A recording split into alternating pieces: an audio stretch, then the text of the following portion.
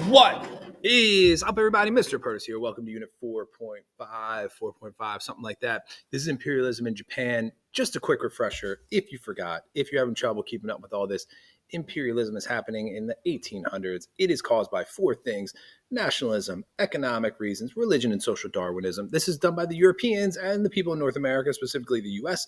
They are going out, they are conquering places around the world for those four reasons primarily. And the place that we talked about so far are Africa, India, China.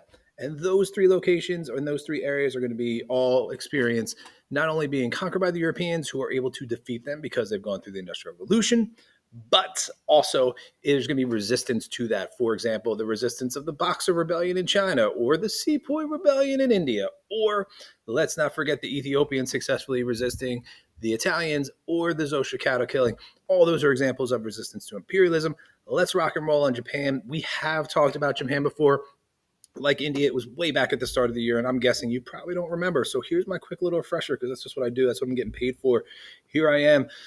The Tokugawa Shogunate is the group that's in charge of Japan, and this is the Tokugawa family. So this is their familial name is Tokugawa. They've been in power since the 1600s. And again, imperialism is happening in the 1800s. So we're fast forwarding 200 years and this family has been in power.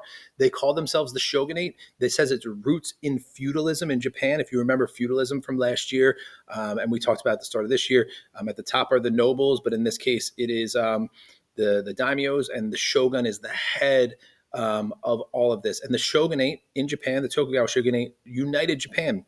And when they united them, they kept Japan isolated, and they banned all Westerners. So while age of exploration is going on, people are traveling, Europeans are going around, this is pre-imperialism, Japan kind of looks at it and like, whoa, we don't want these Europeans here. So they keep Westerners out. So they unify Japan.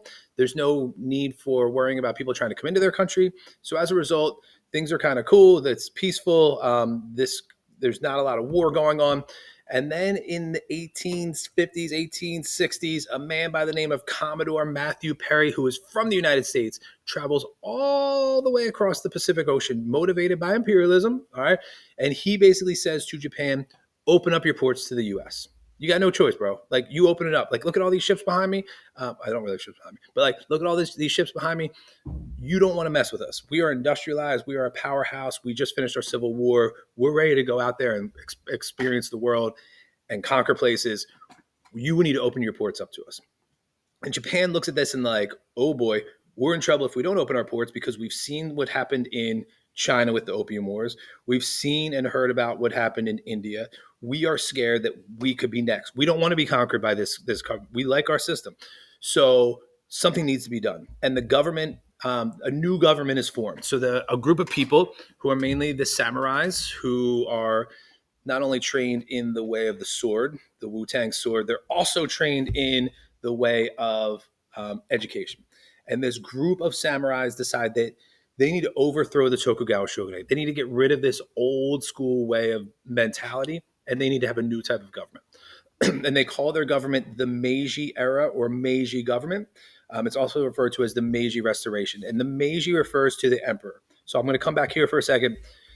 There is an emperor in this pyramid right here, but really the shogun has all the power and the emperor has none. And this group of samurais decide they're going to overthrow the shogun, overthrow this new thing. And the theme of the Meiji Restoration, of the Meiji era, is their goal is to industrialize. They look at all these other places around the world and they say, hey, they're all getting conquered because they're not industrialized. Maybe we, the Japanese, we can rise up and industrialize our country ourselves. So they decide to industrialize, and they decide to overthrow their government, create a new government structure, and focus entirely on the industrialization process. So we're going back to the urban game of building houses and all that stuff in factories, and they are going to do this. They're going to build factories. They're going to build railroads. They're going to ask Westerners to come in to their country. And when I say Westerners, I mean the Europeans and the Americans, and they say, hey, teach us your ways. Show us how to industrialize.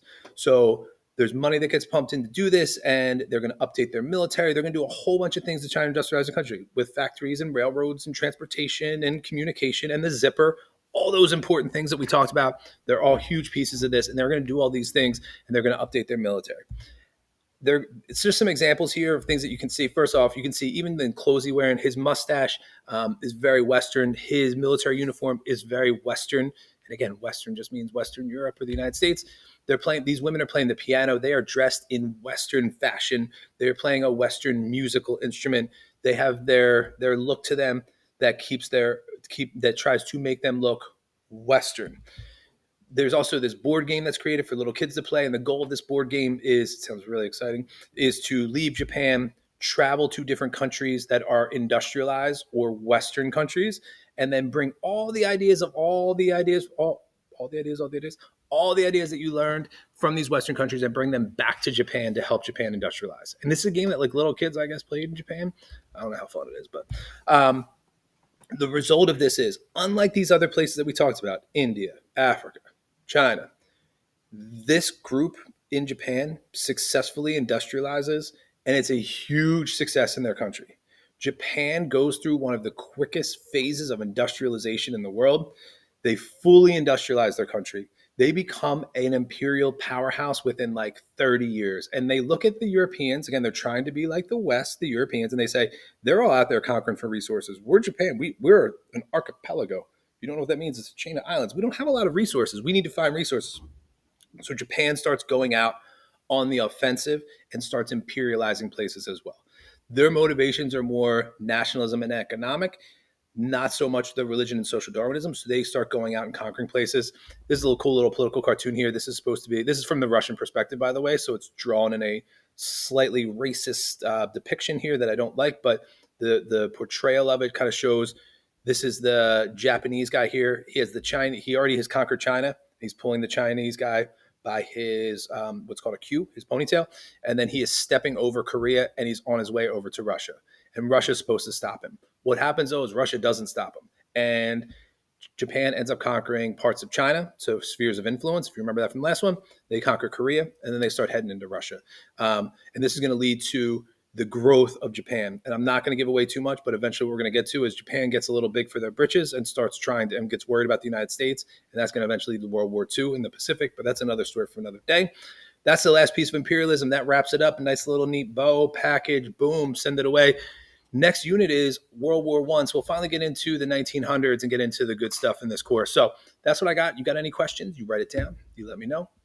I'm out.